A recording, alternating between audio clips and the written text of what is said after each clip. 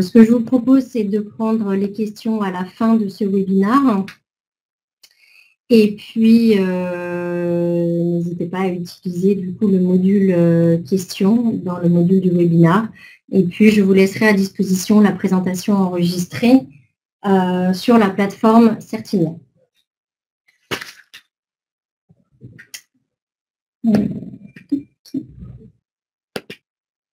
Voilà, donc l'identité numérique, tout le monde connaît l'identité classique, entre guillemets, c'est ce que vous avez sur votre carte d'identité, donc qui comporte votre nom, prénom, votre adresse et éventuellement certains autres attributs qui peuvent composer votre identité.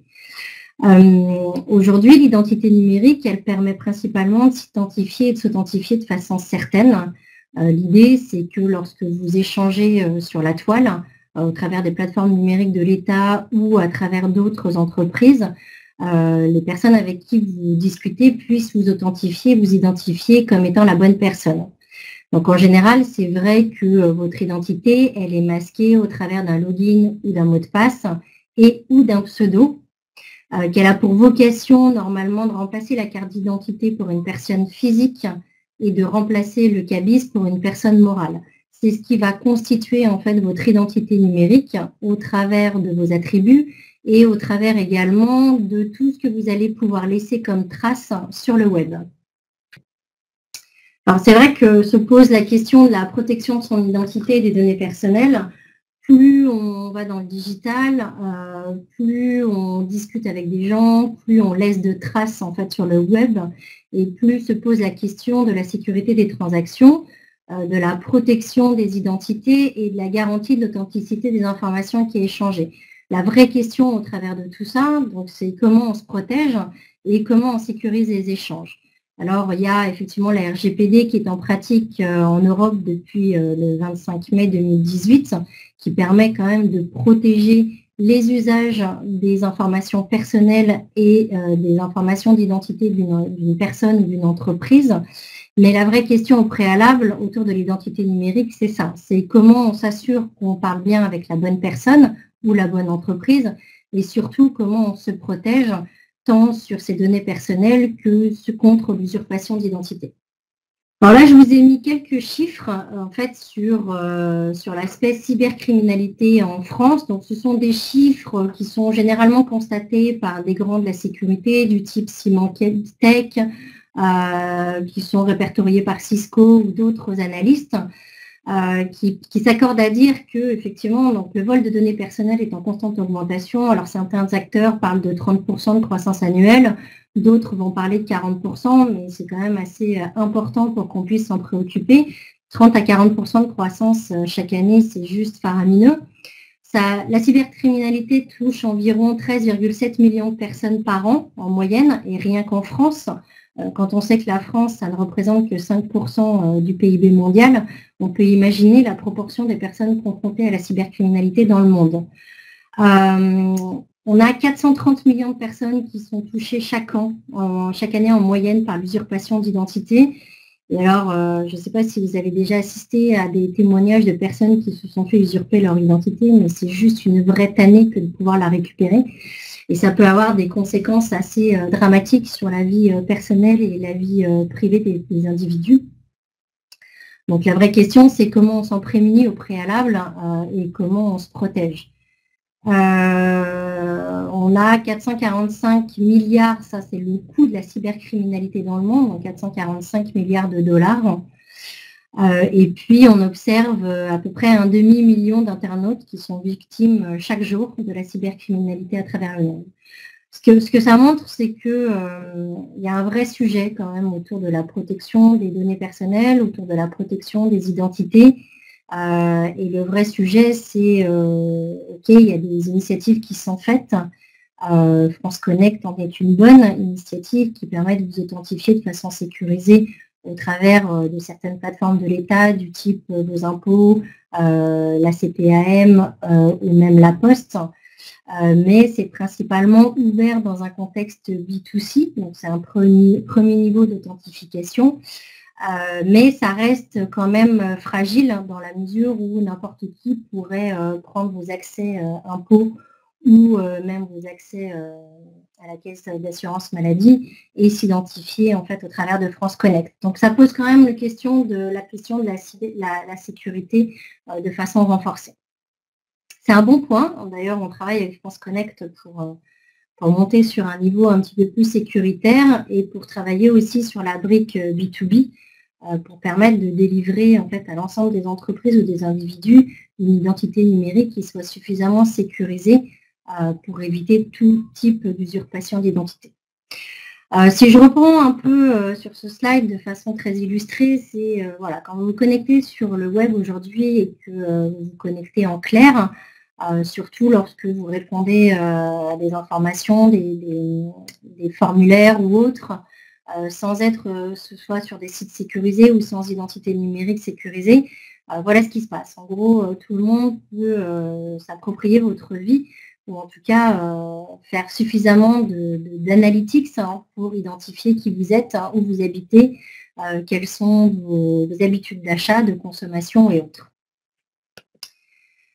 C'est vrai qu'avec Internet, c'est très très facile de prendre l'identité de quelqu'un d'autre et surtout c'est très facile de se la faire voler. Donc c'est toujours la même question, c'est que Internet c'est une grosse boîte noire où tout le monde peut parler avec tout le monde. Mais la seule et vraie question, c'est la capacité de pouvoir authentifier, identifier et d'avoir des échanges sécurisés avec les bonnes personnes. Donc, l'identité numérique sécurisée, aujourd'hui, elle est principalement existante, effectivement, au travers des certificats. Les certificats numériques permettent de garantir l'identité, que ce soit l'identité de la personne physique comme celle de la personne morale, donc l'entreprise. Donc, on va observer différents types de certificats numériques, des certificats d'identité, ce qu'on appelle les certificats ID, ou les certificats cachés serveurs, qui sont des certificats numériques qui font lieu et place du cabis pour une entreprise et qui permettent à une entreprise de s'identifier au travers de ce cachet serveur. Alors, ces certificats numériques, ils sont en général délivrés par des autorités de certification qui sont certifiés par l'ANSSI, donc l'Agence nationale de sécurité des systèmes d'information, qui référence en fait cette autorité de certification et lui donne autorité pour délivrer des identités numériques sécurisées pour le compte des individus, mais aussi pour le compte des entreprises. Ce qui est important dans une identité numérique sécurisée, c'est avant tout la vérification de l'identité ou du cabis de l'entreprise, du mandataire légal et de son pouvoir de signature. La technologie d'un certificat numérique, entre guillemets, n'est pas très compliquée à développer. Ce qui est compliqué, c'est surtout la vérification des pièces d'identité au préalable et puis la capacité de s'assurer que ces vérifications, elles sont réelles, valides et qu'elles sont faites de façon sérieuse dans un environnement sécurisé qui fait que lorsque vous laissez votre identité pour le but d'obtenir un certificat numérique, cette identité, personne ne peut se l'approprier par la suite. Donc, en fait, ces certificats numériques, malgré les nouvelles technologies qu'on peut rencontrer aujourd'hui, ça reste la façon la plus sécurisée de pouvoir s'identifier en ligne et de pouvoir signer des documents ou de pouvoir converser avec des entreprises ou des individus de façon sécurisée. Donc, ces certificats numériques, ils ont deux rôles. Le premier rôle, c'est de s'authentifier et le deuxième rôle, c'est de pouvoir signer de façon sécurisée et de façon légale. Donc, vous vous authentifiez de façon sécurisée sur Internet. Donc, aujourd'hui, ces identités numériques, elles sont de plus en plus obligatoires. On a eu une première vague d'identités numériques non sécurisées, mais on s'est vite rendu compte des travers que cela pouvait impliquer et du coup, on a de plus en plus d'entreprises et d'individus qui basculent sur l'identité numérique sécurisée. C'est ce qui vous permet aussi de certifier vos emails. On voit bien que de plus en plus par email, on se retrouve avec des emails frauduleux qui ont pour but de promouvoir des sites de phishing ou de transférer de la mauvaise information. Donc, le but du certificat et de l'identité numérique, c'est aussi de pouvoir certifier ces emails et de montrer que ces emails viennent bien de l'entreprise en question et qu'ils ont bien été émis par la bonne personne. Si on veut aller un cran plus loin d'un point de vue sécuritaire, nous, typiquement chez Certinia, en interne, tous nos emails sont non seulement authentifiés, mais également chiffrés. C'est-à-dire que seuls les individus au sein de l'entreprise Certinia peuvent, parce qu'ils ont la clé de lecture, lire les emails et les pièces attachées. Donc, c'est souvent utilisé dans des environnements du type CODIR. Hein. C'est également utilisé dans des environnements où des communications confidentielles peuvent transiter, typiquement une DRH avec ses collaborateurs, des comités d'entreprise ou autres. Donc, c'est vrai que c'est de plus en plus utilisé. Pas suffisamment à mon sens, mais ça devrait fortement grandir dans les années à venir.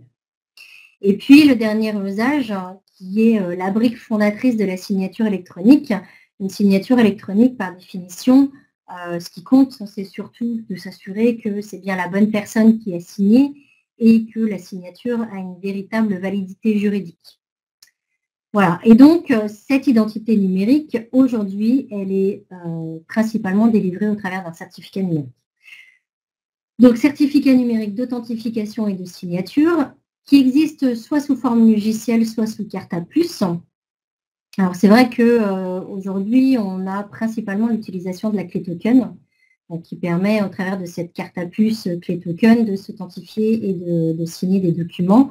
De plus en plus, on va dans une approche complètement cloud, qui permet d'avoir une identité numérique sans hardware, mais complètement dématérialisée, qui, au travers d'un accès code PIN, permet d'utiliser en fait son identité numérique d'authentification et de signature. Voilà, pardon, excusez-moi. Ce certificat, c'est également un certificat de chiffrement. Et comme déjà précisé, donc cette identité numérique, elle existe non seulement pour les personnes physiques, mais également pour les personnes morales.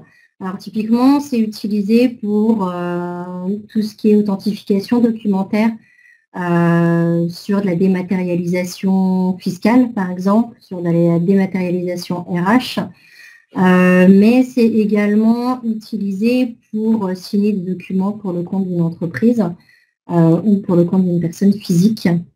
Voilà. Donc, ces certificats sont avant tout qualifiés donc, par le TSI, qui est l'organisme en fait, qui délivre les certifications aux autorités de certification et qui leur donne l'autorisation en fait, de délivrer des certificats numériques d'identité numérique. Ces identités numériques, elles doivent être certifiées EIDAS sur un contexte d'interopérabilité européen ou RGS, qui est le Règlement général de sécurité qui a lieu en France pour une entreprise vis-à-vis de l'administration, pour un individu vis-à-vis de l'administration française.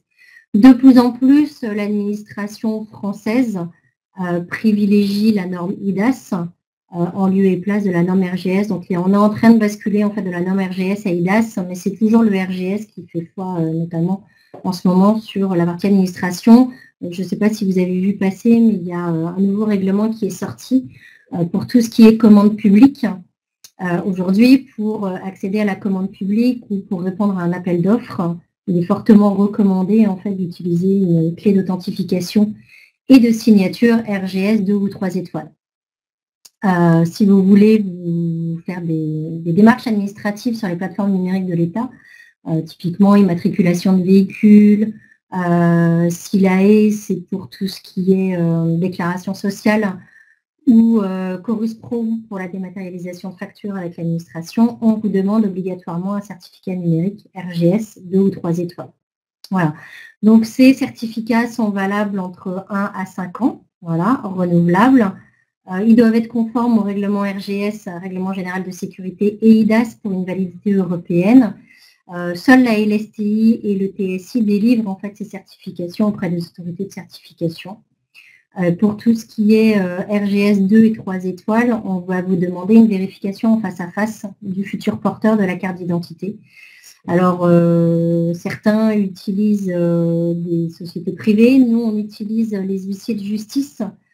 C'est-à-dire que quand vous voulez, si vous voulez utiliser une signature électronique RGS 2 ou 3 étoiles, vous allez devoir aller faire une reconnaissance en face à face auprès de cet huissier de justice qui va vérifier que votre carte d'identité est bien valide et que vous correspondez bien aux différents attributs qui sont spécifiés sur votre carte d'identité.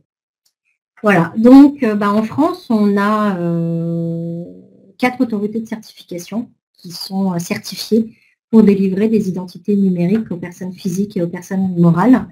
avec une certification RGS et IDAS.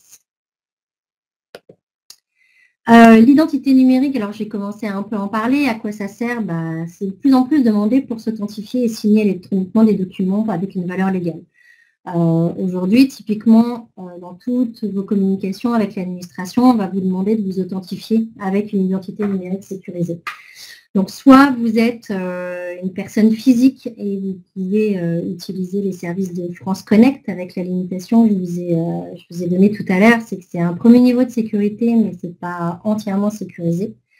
En tout cas, si vous êtes une entreprise, on va obligatoirement vous demander une identité numérique sécurisée RGS 2 ou 3 étoiles. Et c'est cette identité numérique qui va vous permettre de vous authentifier, mais également de signer des documents avec une valeur légale plus ou moins forte, selon le degré de sécurité que vous s'était donné aux documents qui sont signés électroniquement. Voilà, donc aujourd'hui, c'est vrai que toutes les plateformes numériques de l'État, et ça a été confirmé par le Premier ministre, vont demander de façon systématique une identité numérique sécurisée pour permettre aux individus de s'authentifier, de signer et de transiter, en tout cas de réaliser leur démarche administrative en ligne avec l'État. Et puis, bien sûr, c'est incontournable dans le contexte de la commande publique, puisque le nouveau décret sera applicable le 1er octobre 2018. Qui peut délivrer une identité numérique sécurisée? Donc, j'en ai déjà un petit peu parlé. Donc, c'est forcément un tiers de confiance, qui est un organisme habilité à émettre des certificats numériques et à mettre en œuvre des signatures électroniques.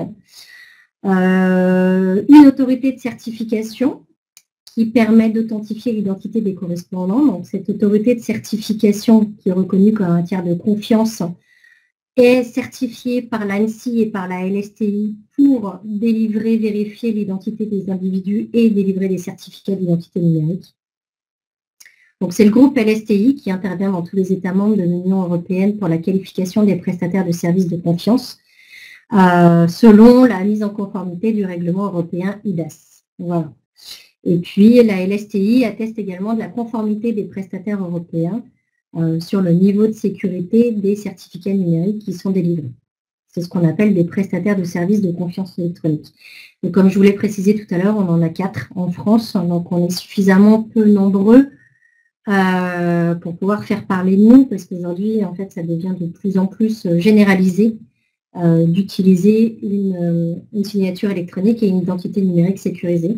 Encore une fois, soit sur Clé Token, soit dans le cloud. Si vous utilisez typiquement une signature électronique sécurisée, vous allez pouvoir avoir différents types de certificats numériques. Soit vous allez avoir un certificat numérique à usage unique, c'est-à-dire que c'est complètement transparent dans le type de démarche que vous allez faire. On va juste demander de vous authentifier et de vérifier votre pièce d'identité, mais en tout cas, le certificat que vous allez utiliser ne sera valable qu'une seule fois lors de la signature du document. Soit vous allez utiliser une carte signature électronique sur Clé Token. Dans ces cas-là, vous pouvez l'utiliser de 1 à 5 ans, quels que soient les usages que vous en avez besoin sur de l'authentification et de la signature. Et ou vous pouvez utiliser un certificat numérique d'identité et de signature complètement dématérialisé dans le cloud. Là, encore une fois, la vraie difficulté en fait, de délivrance des certificats numériques, c'est surtout la vérification de l'identité de la personne qui est faite, la vérification de l'entreprise, de son cabis, de son existence, de son enregistrement au registre du commerce et des sociétés, de son existence, de sa validité juridique et autres, du mandataire légal et du pouvoir de signature de la personne. C'est l'ensemble de ces vérifications qui donnent une sécurité juridique et une validité juridique aux identités numériques et en tout cas aux signatures électroniques qui sont émises grâce à ces certificats numériques. Alors, qui nous sommes? Donc, nous, Certinia, bien sûr, vous l'avez bien compris, on est une autorité de certification et un tiers de confiance certifié par la LSTI sur le règlement général de sécurité français, donc le RGS, et puis européen sur l'IDAS, ce qui nous donne autorité pour délivrer des identités numériques sécurisées aux individus et aux entreprises. Donc nous, on est une équipe d'experts hautement qualifiés en cybersécurité et confiance numérique depuis plus de 15 ans. On est associé au groupe Tessi depuis juillet 2017. Donc Tessi, pour la petite histoire, c'est un expert en business process services, donc c'est l'externalisation de certains processus métiers pour le compte des entreprises, processus de la relation client, processus bancaire ou processus administratif RH ou DAF, qui au départ étaient basés sur des documents physiques, des documents papier, qui de plus en plus vont dans le digital. Et encore une fois, quand on bascule dans le digital, systématiquement se pose la question de la sécurité des données, de la sécurité des identités et de la validité juridique de tout ce qui est digitalisé. Et c'est dans ce contexte-là que le groupe Tessi s'est adossé au groupe Certinia. La force de notre groupe, c'est qu'on maîtrise complètement notre ingénierie logicielle et nos data centers qui sont hébergés en France. Donc tout est développé chez nous, on maîtrise l'ensemble de la chaîne, depuis la vérification d'identité en physique ou en digital, jusqu'au développement des solutions, jusqu'à l'archivage électronique à valeur probatoire. On est directement reconnu à la racine par Apple, Microsoft et Mozilla pour certains certificats d'identité numérique ou certains certificats de chiffrement, d'authentification. On travaille avec plus de 10 000 clients, entreprises privées et administrations en Europe. Voilà, et on délivre un service de haute disponibilité 24/7 et ultra rapide, parce qu'en fait, c'est vrai que souvent, on nous demande de délivrer des identités numériques assez rapidement pour des usages très très précis.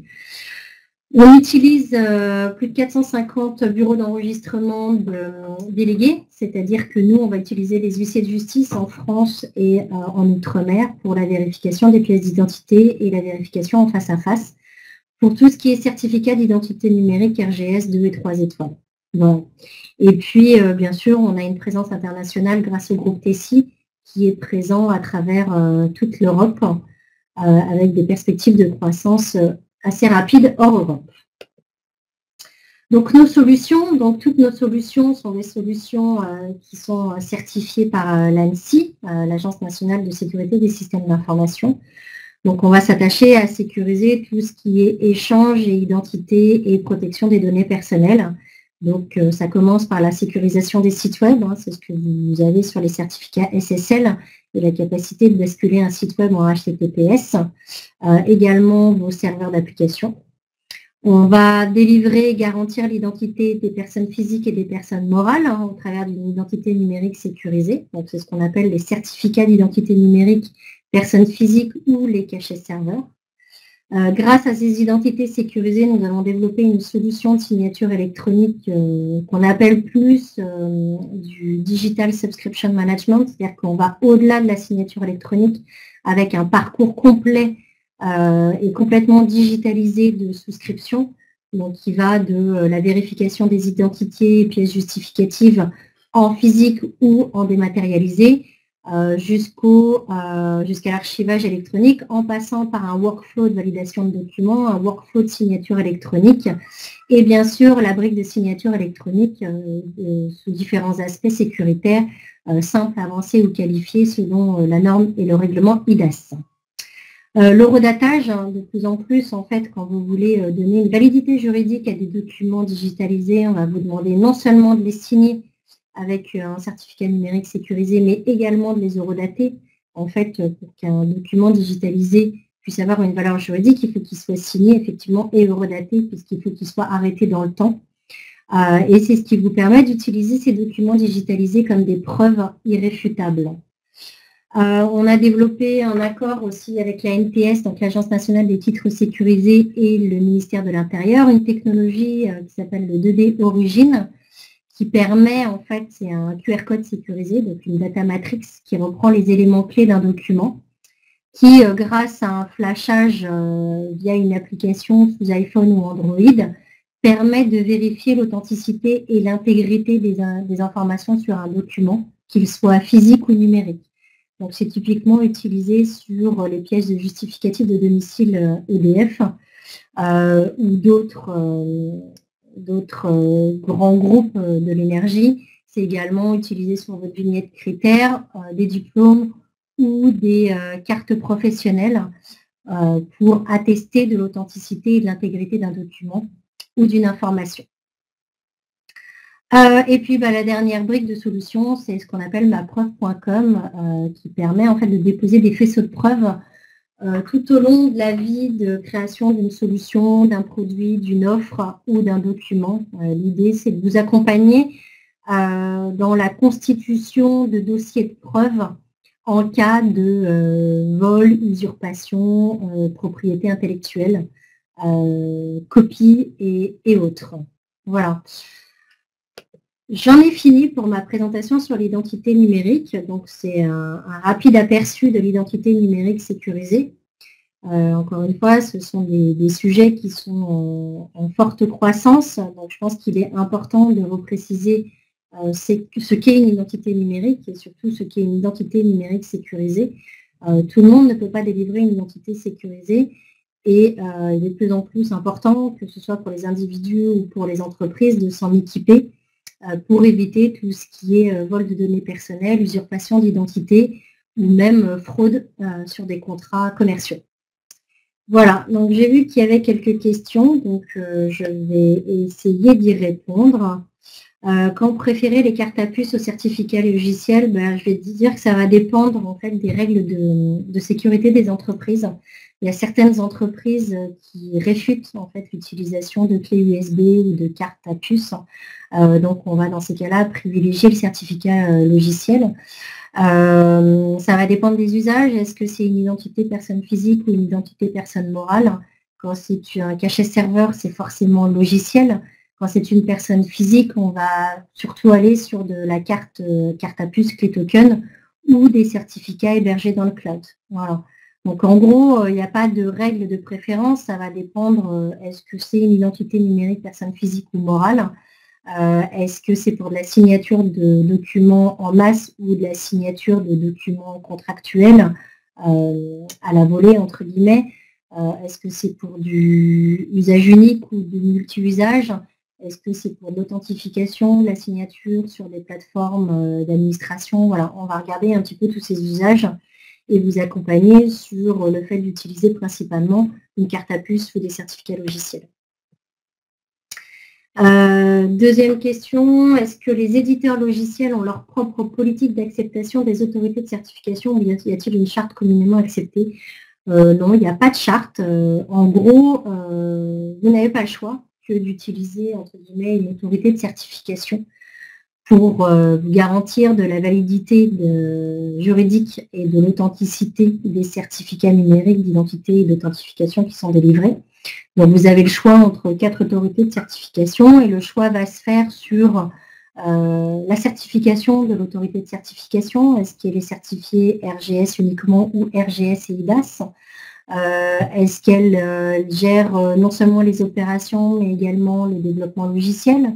Est-ce qu'elle opère ses data centers en France ou non? Est-ce qu'elle maîtrise l'ensemble de la chaîne de développement et de délivrance des certificats? Est-ce qu'elle a des autorités d'enregistrement déléguées qui sont suffisamment représentatives géographiquement pour pouvoir vous accompagner sur vos différents sites? Quelle est la qualité de service qui est délivrée par l'autorité de certification? Est-ce qu'elle est suffisamment réactive ou non? Est-ce que c'est une autorité de certification qui appartient à un groupe français ou pas? Est-ce qu'elle a une validité financière suffisamment robuste? Une qualité de développement, entre guillemets, sécuritaire suffisamment robuste pour être pérenne? Voilà, donc c'est l'ensemble de ces sujets que vous devez regarder avant de choisir une autorité de certification. En tout cas, toutes les autorités de certification sont normalement certifiées par l'ANSSI, donc l'Agence nationale de sécurité des systèmes d'information. Donc, elles répondent toutes aux mêmes règles. Après, ce qui va dépendre, c'est le type de certificat qu'elles ont. Certains ont que le RGS, d'autres le RGS et l'IDAS. Certains ont que la certification sur la signature IDAS, mais pas sur le redatage. Donc, nous, on a l'ensemble, RGS et IDAS. On est IDAS sur la partie signature et IDAS sur la partie redatage.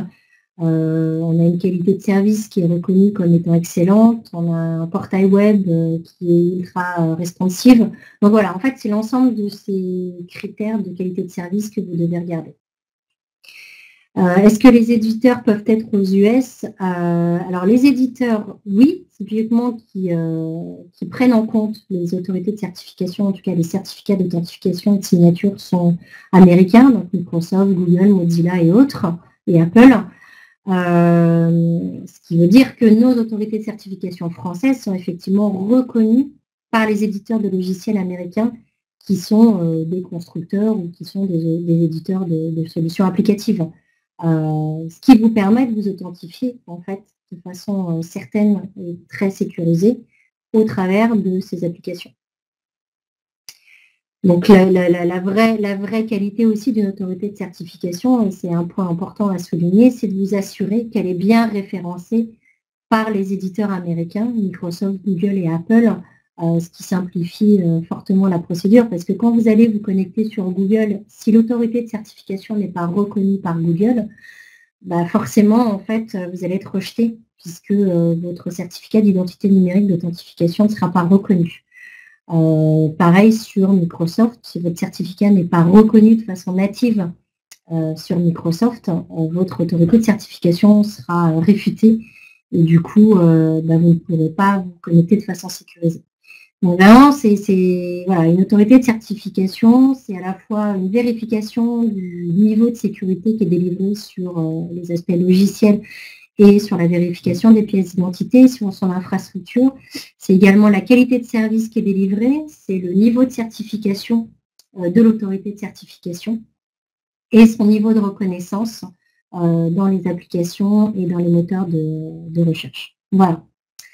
J'en ai fini pour cette présentation. Si vous avez d'autres questions, n'hésitez pas à me joindre, donc soit sur la boîte contact@certinia.com, soit sur ma boîte mail b.piquer@certinia.com ou à nous appeler sur Boulogne-Billancourt ou sur Villeneuve-d'Ascq.